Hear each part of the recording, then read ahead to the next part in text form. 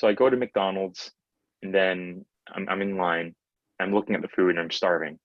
And this like old man behind me, he looks at me and goes like, "Wow, like that, you just be fat, eat not so unhealthy. How are you gonna protect our country like this? Yeah." Welcome to another video. Today I have another special guest with me.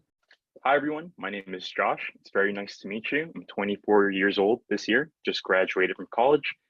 Some of my hobbies are lifting, watching anime, I read books, I drink a lot of beer, and I play a lot of chess. I was born in California, 1998. Moved to Canada, spent most of my infant years in Canada. From Canada, I moved to Asia, lived some time in Indonesia, Singapore, bounced here and there. So the primary school I went to is this primary school in Ang Mo Kio. I don't know if you know it. It's called Tech D Primary. Then I went to secondary school in this fantastic school called Bartley Secondary School. I ended up in Singapore Poly, where I studied computer engineering. I just wasn't happy though. I want to do something else in my life. So I dropped out of SP and I was like, I don't know what I'm going to do with my life now. I can't even go back to America because I didn't have money. Like I actually had no money. And then I got a letter from CMPB that was like, yo, and that was the start of my military journey. I didn't really have a choice. And it seems like, when you're a permanent resident in Singapore, you're either infantry, driver, or medic. That's from what I've seen. So that's how I got, my infantry vocation in Singapore. I got posted to Pulau Tekong. We had this one in chick. He was like, hey, I want all the PRs to stand up right now. So I stood up and some of the other PRs stood up too. And he was like, if you think you're being forced to serve, raise your hand. So I was like thinking, looking at everyone else, everyone's raising their hand. I think I'm being forced to serve. And he was like, no, you're not. You're not Singaporean. You don't have to serve. Leave. Just leave. Go back to your own country. And I was like, I told him, and check, it's not that easy. I don't have the resource or the money to really go home as much as I want to. So I showed up to Pulau Tekong. I was past BP, which means I was very, very obese, very fat, and very unfit. Did my obese BMT, and I did surprisingly pretty okay. A little about me was that I never really wanted to be in the military. So I don't know what got me to perform, but I just kind of showed up and I just like turned off my brain. What? And I just did my stuff and worked out pretty well. They sent me to SCS and I got infantry. I had great commanders like throughout my NS experience. But I want to say, commanders aside, in the organization as a whole, I feel like the care for soldiers part isn't like really displayed properly to at least the soldiers. Just because you get them a night snack, which is like a brownie from like SCF food industries, right? And you give to them, oh, we're giving you calories of like this brownie from 2004. Is that really care for soldiers? The Singaporean military and there are a lot of good things, but we also need to identify that it's not all glitz and glamour. I look back on all the fun memories, but we can't neglect that, there are some things that need to be improved. Okay. And I finished this long ass outfield training exercise. Okay. And we're done with that exercise and we come back home. I'm taking the MRT and I go back to my, my residence. And I lived around Junction 8 and I was so hungry. I went to one of the only places that were open at the time, which was McDonald's. Okay. So I go to McDonald's and then I'm in line. I'm looking at the food and I'm starving. And this old man behind me, this older gentleman, he looks at me and goes like, wow, like that, you just be fat, eat not so unhealthy. How are you going to protect our country like this? Yeah. I was like, I looked at him and I was like, this guy's talking to me. It's like, I'm sorry, sir. I'm just I'm hungry. I haven't eaten. Just trying to get some food in my system. And he goes like, wow, you all are really strawberry generations. Yeah. You don't know proper diet, nutrition. I was like, I know, sir. I just I really want some food right now. And this is what I want to eat, and I just want to have this McSpicy, please. And that's not the only thing, right? So I was a sergeant in Tekong, and one of the problems that I had to help figure out was I remember when all of our recruits were booking out, the biggest complaint was wow, hey, all the roads are jammed because all the parents are picking their kids up from the Pasir Ris bus interchange. And that became a big deal all the way up to, division. And we were like, okay, from now on, if you're a recruit, you can't have your parents pick you up at Pasir Ris bus interchange. You need to go a little further, go away from that place, and have them pick you up somewhere else, right? And then once we implemented that, there was another huge complaint. Wow, the buses are smelly, the trains are smelly, all these smelly ass recruits, like making everything look disgusting. So like the parents can't pick them up there, and how are they gonna like leave? You know, it's something I wish we would exemplify in terms of like, you know, the SCF core values. You know, I feel like is it too hard to say that a normal Singaporean citizen, and I'm not a citizen, I'm just a permanent resident doing my job, doing my part, you know, I feel like is it too far fetched to say that a normal Singaporean citizen can't display loyalty to country, leadership, and care for soldiers? Singaporean military can do so much better. It can really do so much better. They have the ability, they have the resources. One thing they're missing, and this is not just the military, the Singaporean like people, they need the mindset, you know. It sounds so stupid, but if you see someone in uniform, you're like, you know, don't give them a hard time. You need to like bolster that. In Singapore, people need to lift each other up. We really need to start lifting each other up. Because the more you tear each other down, you you like make this toxic culture fester, and it's going to be passed down, because that person that you're like giving a hard time, one day he's going to rank up and be like a major, some nasty ass 2IC, and just ruin their life. And then he's going to make some more officers that are like, you know, POSs. I was serving, you know, in HQ headquarters.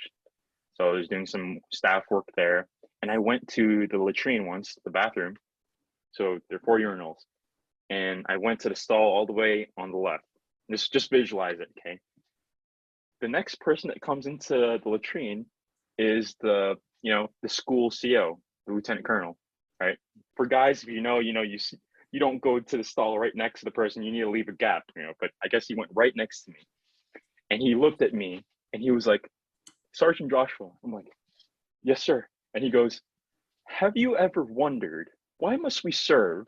So I was like, maintaining the sovereignty of our nation, you know, like it's important, like especially for Singapore to like find a way to protect itself from like, you know, foreign threats. And he goes, "No, it's because we love our land and we want it to be free, to be free." Yeah. Why must we serve? Because we love our land. Because we love our land and we want it to be free, to be free. Yeah. Dude, I was just standing in the urinal stall. I was like, what just happened? What is wrong with this guy? But it was pretty fucking funny. And he walked out and he didn't even wash his hands. And I was like, man, this guy's fucking crazy. I want to be just like him someday. I thought it was pretty funny. To me, to live a life like that was so inspiring to me. Another funny story, and this one was going through SCS, okay? So we had this one, I think people will know if I just give a hint on who this infamous person in the SCF is. The Guards Ranger, the man with the bald head. I don't think I should say his name, but people who know.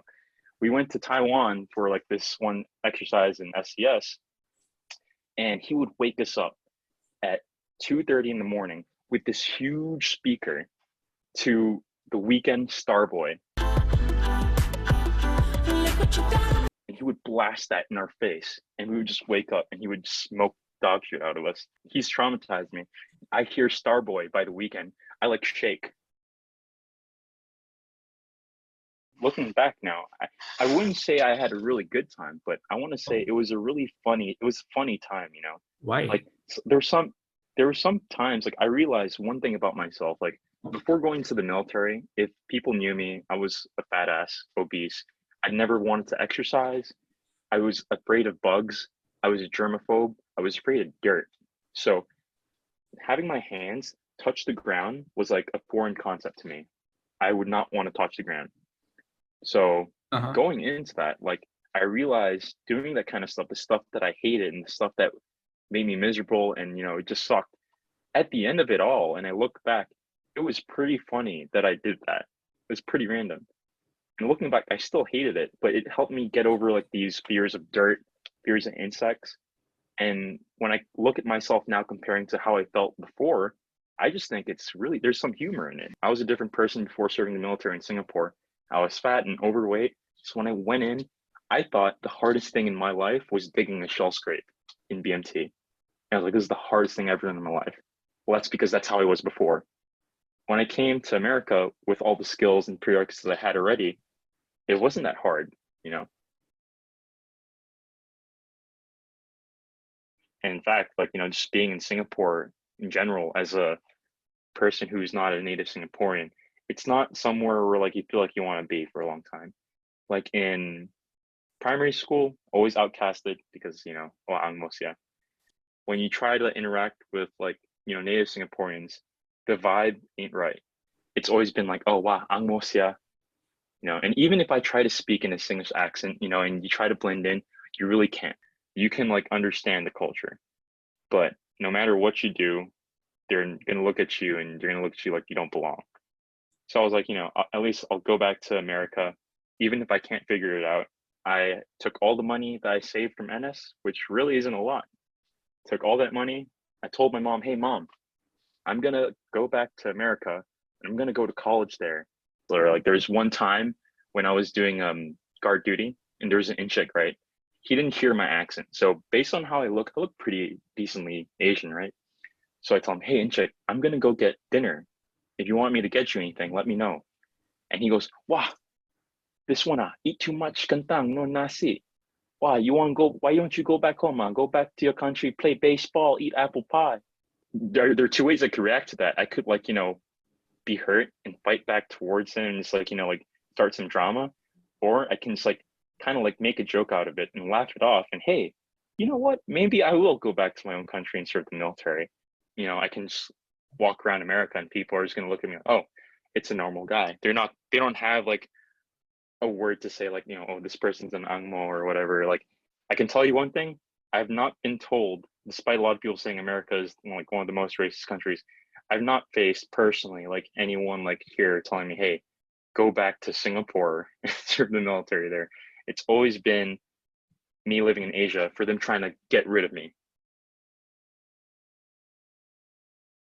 And I got accepted to college and I went there and I blew all the money that I saved from Singapore, like virtually everything, just for my first year.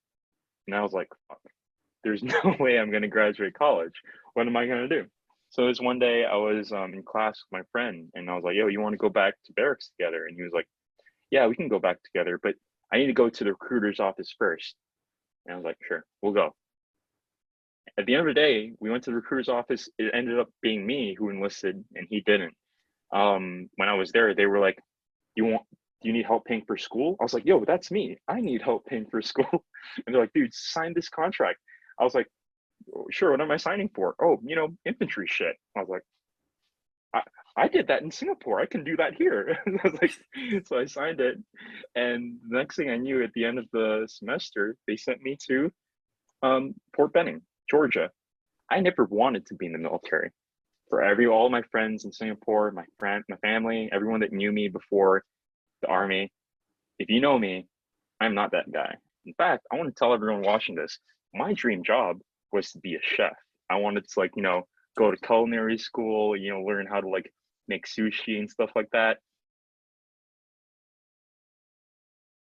So I did ROTC and you know, I was pretty sick and tired of outfield. Like I was like, oh my gosh, this fucking sucks. And I was like, I'm gonna live an easy life and I'm gonna be a finance officer. So I did school, did ROTC, and I did pretty good. I was like a top percentile in the nation. So whatever I put as my first choice, there's a very high chance I was gonna get it. So I was like, yo, this is my time. Like I'm an economics and accounting major. And if I put finance as my first choice, I'm gonna get it for sure. So I put finance as my first choice. And I went to sleep at night and I was like, I couldn't go to sleep. So on the last day before our preferences locked in, I swapped finance with infantry. And lo and behold, I got infantry. There was one thing though that was really challenging, and I'll tell you what it is mentally going over the hurdle to do it again. I went through obese BMT, which is arguably the most disgusting BMT. We're just getting yelled at, we're getting smoked, we're telling you don't know anything, you're a piece of shit, you can't do anything in your life, and they're just yelling at us straight, and we're just like sucking and just waiting for the bookouts, right? After that, I got to go to SES. You're just gonna live the same lifestyle, maybe with a little more advanced intensity. And then I come to America and I go to a military school where I'm being yelled at people who are younger than me now and have like less life experience. And to me, that was like so hard for me to like really get slapped in the face with a piece of humble pie. So at this point, we're at 2 years worth of my life being bald and having people yell at me. Whenever I find myself in these situations, this story is called The Myth of Sisyphus. It's about this man from ancient times. He was just a weird ass dude. And then the gods didn't like him, so they punished him. And his punishment was to roll a boulder up a hill. So he keeps rolling it up. And once the slope gets really steep, the boulder is going to roll all the way back down. So for a normal person, you're like, wow, there's no point because I'm just going to keep rolling this thing forever and it's never going to get up there, you know? But the crazy thing is, Sisyphus just goes back down and he rolls back up and no one knows why.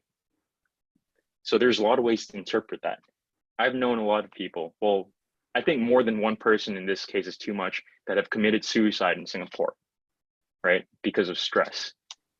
And this is going to sound really extreme, right? But if you like look back on the SCF8 core values, like that fighting spirit, not only in the military, but just in life in general, is really lacking. And I feel like that's something I experienced too.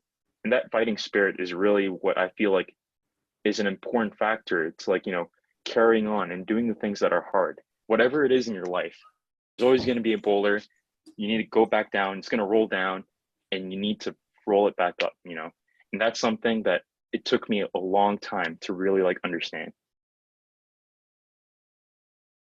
There's just one funny story from basic training in the US Army. I remember my drill sergeants, they hated me because sometimes like they would look at me and they'll think like I'm a smart aleck, you know, like Private Chandra, wait until we get to UO5, we're gonna kick your ass. My drill sergeants would tell me that. Yeah, so I was like, you know, in my head, I was like, no, they're not. You can't hit me. You can't do that. And I remember like when we actually got to UO5, the safety officer was like briefing, okay, this is what we're gonna do today. This is how it's gonna work, right? And I saw my drill sergeants on the side with boxing gloves, headgear, and body armor, and just like shadow boxing, you know, getting ready, you know, they're just actually warming up. And I was like, oh my gosh. And I remember the first group that went in, right? The first group that went in, there was this kid, let's call him Little Miller, because he was really small. He was like 4'10", very, very short. Okay, they made him the first guy. So he's like walking through this hallway, and then you have this drill sergeant, freaking 230 pounds, like easily over 100 kilograms, huge guy. And he sees Little Miller just holding up his thing, and this guy starts running like the juggernaut, and it's like tackles him like a linebacker. And I kid you not. So I'm like waiting to go to the building next, and we see Little Miller fly out of the building. Oh my gosh, this is real. So when my team was gonna go clear room, I was like, I'm gonna be the last man. I'm gonna be number 4. So my friend goes inside the room, and he goes inside the room, and in each corner of the room, there's a drill sergeant, and the drill sergeant's like looking like this, and he grabs the muzzle. I'm literally the last guy, and we haven't gone through the door. I see, from the door frame, I see my friend like fly, and we're just like getting hands on fighting with the drill sergeants. I remember like me and my friend were tackling this one drill sergeant. He's like freaking tall. He's like 2 meters tall at least, and like we pin him on the wall, and I tried to like choke him out like this, like a Bart Simpson style, and he like takes me and he slams me on the ground, and he's just going like this. Dude, and I was just like, oh my god, like my helmet, he hit me so hard, my helmet like flew off because I didn't have it on properly. I was like blocking this, oh shit. And then he stops. I'm like, oh my gosh, what's going on? Is he done? And I open up and it's just him going, and I had a ring in my head for a long time, but I was like, oh, it was pretty funny.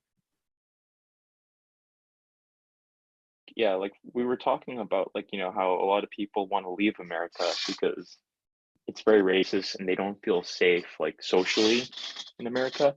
I feel like from my experience that I've had in Asia, it is much more rampant. Like the things that we don't find acceptable in America to be very common in other countries. And I feel like a lot of the things that would objectively be kind of bad in Asia is seen as just very nonchalant. Is like we were talking about, you know, making a joke about like, you know, or like, you know, like or whatever. or even just people who are like, for example, for me and Rainer's case, we look Asian, but we're not accepted as Asian. And for the most part, there's not much you can do about it, right? Like if someone says, "Oh, wow, this kid's Angmosia, he don't know anything about Singapore," and I bet you get lost in the MRT. Well, I don't get lost in the MRT. I've been living in Singapore for 8 years. Just because I talk like this doesn't mean I don't know anything about the country. In America, if you use the N-word, you're done.